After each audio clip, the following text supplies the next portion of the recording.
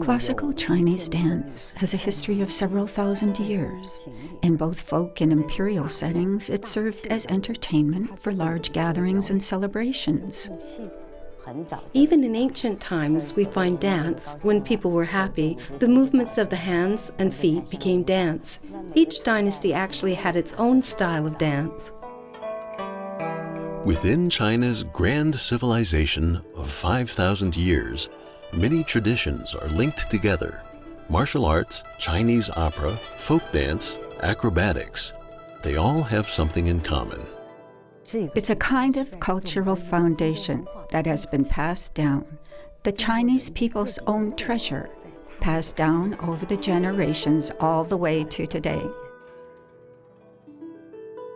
Chinese dance has three main components: technical skill, form, and a special feature called physical yun, or bearing.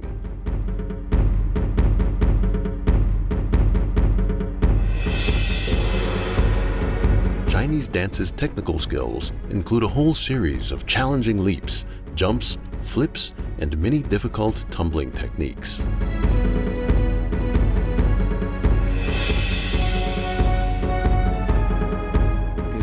There are all kinds of tumbling techniques. These aren't found in other dance styles.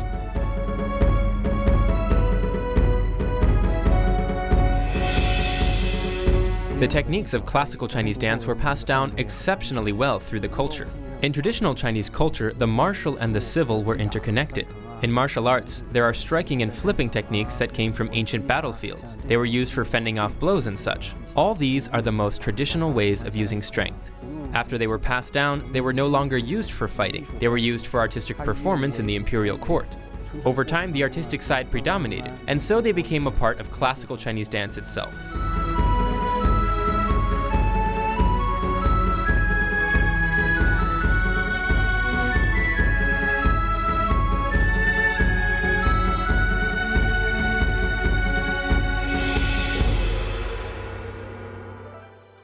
The Shun Fa, or physical form, was mostly passed down among the general public and through ancient dramas and plays.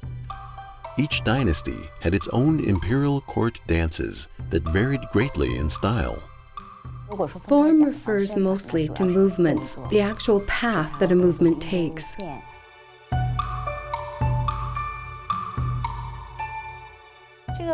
This form we talk about, its literal meaning is really just method. For example, how your hand moves up, how you make a circle, how it moves downward, the way the body moves, how the head, hands, and eyes move, how to use one's breath, and finally, where one eventually rests and where to relax. That's the method of the whole process. Classical Chinese dance emphasizes the total integration of the body, with the key elements twisting, leaning, roundness, and flexion. We emphasize roundness. In Eastern philosophy, there is a saying, beauty in roundness. The path of the movement needs to be circular, rounded and full. It's different from ballet, which focuses on straight lines, not curves. It's mainly an issue of cultural background. Different styles of dance reflect the cultural essence of their respective nationalities and regions.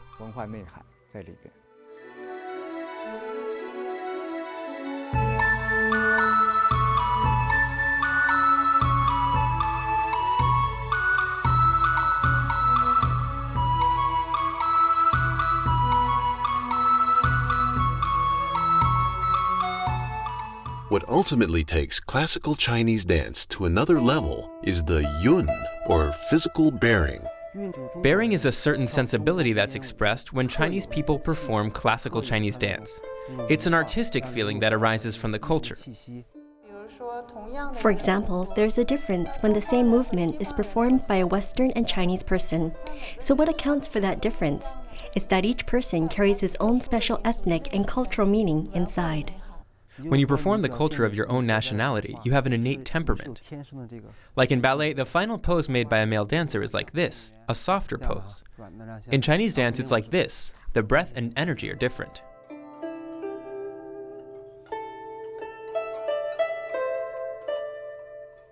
When the dancer moves, there is an internal energy connected to the breath. The breath leads the body. The breath is crucial.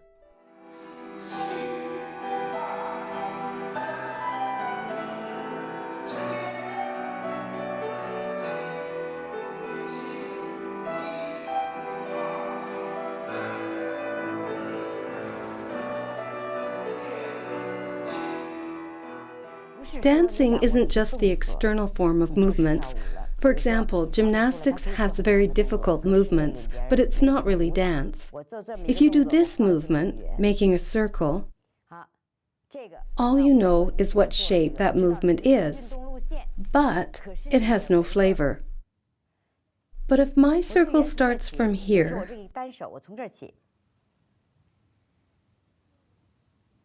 and then it goes over here, this movement now carries the bearing we speak of. Over the centuries, Chinese dance was nourished by the many dynastic styles, creating a vast system with a tremendous range of movements, and the vocabulary of the dance language kept growing over the years. The technical skills, form, and bearing all come together to make classical Chinese dance one of the richest, most expressive, and most demanding art forms in the world.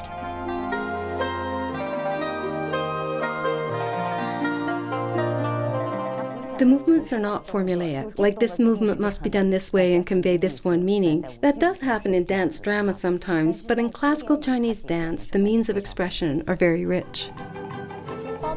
For example, Mulan is a very distinctive character. On the battlefield, she's a female general, so her movements reflect the power and dignity of a female general. But the same movement, when she's caring for her elderly father at home, is that of a humble young lady. The feeling can be totally different. Through her expressions, her inner feeling, and the personal interpretation given to the movements, plus the tempo and music, the same movement can express a completely different character. Say I want to perform the character of an army general. I would use the following movements of the hand and wrist, then relax the upper back. The body follows the hand movements. Then breathe and hold the fist. It expresses loyalty to the emperor. Chinese classical dance can carry this kind of meaning in its movements.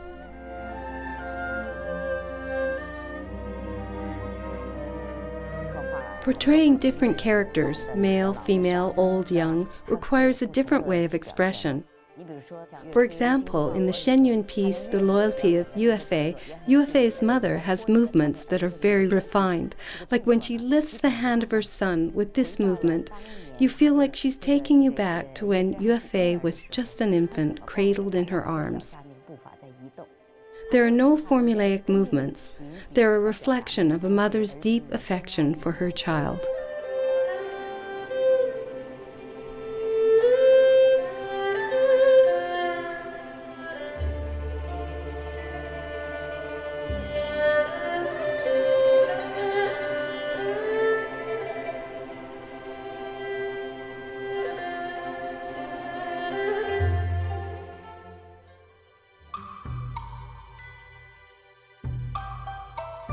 The training process for each dancer is extremely arduous.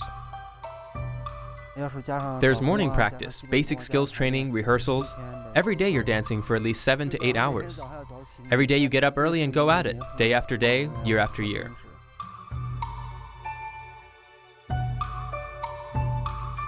It takes 6 years of schooling just to be good enough to go on stage. After 10 years, you've completed training in college. It's a long process.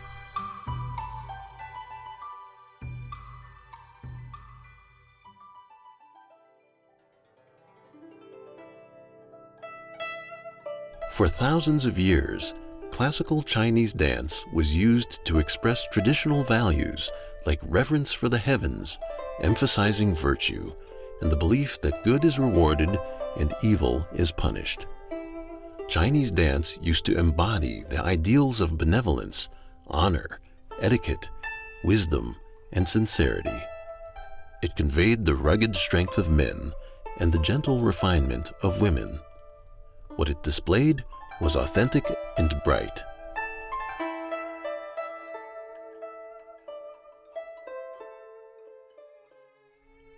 But unfortunately, in recent decades, Chinese dance has been co-opted by the Chinese Communist Party to propagate disastrous political ideologies.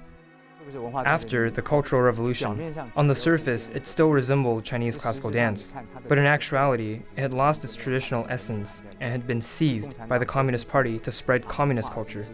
It became superficial, it was hollow, and it was all about revolution, struggle, and violence, and it was completely different from traditional Chinese classical dance. Today, people pursue new and decadent methods of being completely unrestrained. Every year, China produces many talented dancers. They're so skilled, yet they have to perform things like that. I think it's really a shame. All those years of hard work and study, they don't perform the beautiful themes of Chinese classical dance. It's such a shame. I've seen China's dance competitions, and their required movements are very good. Some of the Dance Academy students have had very good training. But as soon as they do the dramatic pieces, you don't see any of those things. Their bodies are all twisted and they're rolling around on the ground. It's like a venting of moral depravity. Today's music and dance is all about being modern. They pander to what people like, what people watch, and perform whatever sells the best. In China today, the internet is censored and many websites are blocked, so it makes us all envy the openness of the West. So everyone tries to imitate the fashions and trends of Western society. I myself was trained in Chinese classical dance in China. I see a lot of dances that claim to be Chinese classical dance, but their methods of expression and even their movements are actually from modern dance. I got tired of always dancing that kind of stuff. They had no aesthetic value. Now, a lot of classical Chinese dance has modern dance and ballet mixed in. After I came overseas, I realized what mainstream society really appreciates is traditional culture.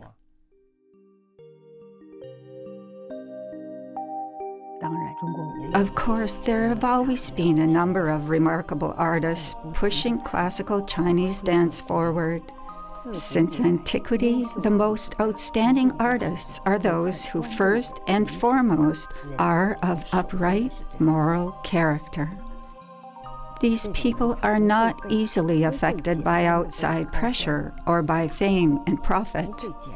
Their artistic perspective doesn't change, and they always put their hearts into what they do.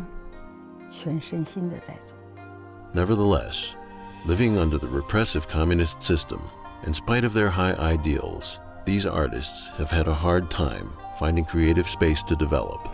It's really a shame that a lot of dancers in China have no opportunity to perform true traditional dances, like many of the fantastic Shenyun programs.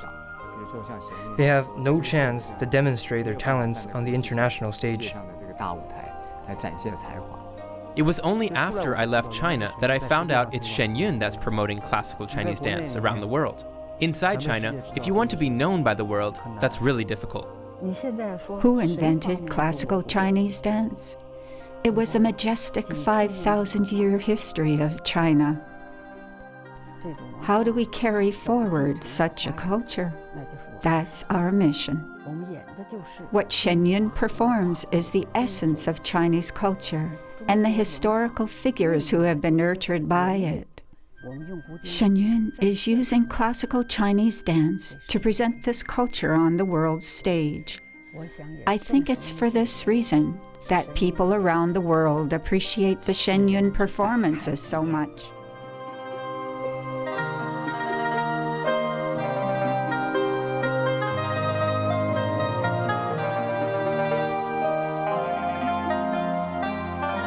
When I was first invited to see a Shenyun performance, I was surprised by the fact that such a large group outside of China, and most of them are ethnic Chinese, was performing the most authentic form, the most traditional classical Chinese dance. I thought it was utterly amazing and inconceivable.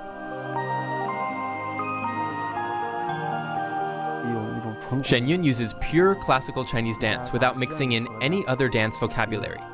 Pure classical Chinese dance. After watching Shenyun, I thought, now this is true Chinese culture. This is true ethnic culture. It is really very traditional culture.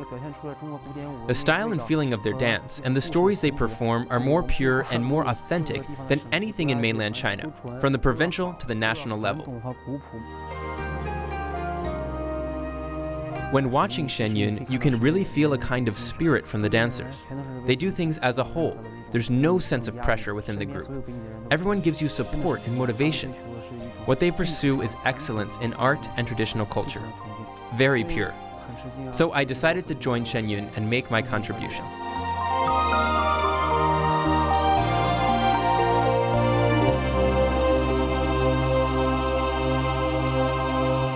Authentic Chinese dance is now flourishing outside mainland China. Feitian Academy of the Arts and Feitian College in New York nurture young talent for Shenyun performing arts and have opened branches in California and Taiwan. Talented students come from all around the world to seek authentic, world-class training in classical Chinese dance. What we are taking on is a responsibility we simply cannot shirk. There are times when I really feel it's our life's mission. It may take many lifetimes to complete.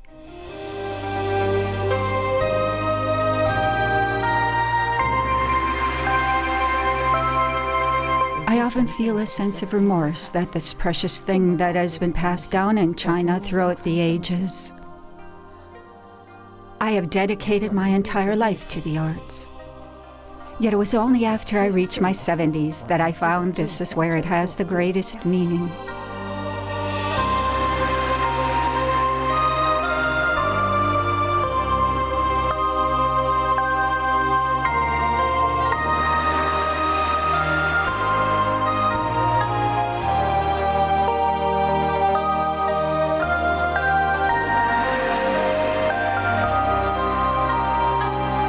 Classical Chinese dance is so vast, it is able to convey the 5,000-year-old story of the Chinese people. A riveting story filled with tragedy and drama, magnificence and hope. Classical Chinese dance is a part of the cultural legacy of all of humanity. In its purest form, it is truly a gift from the heavens. It is time we reclaimed it.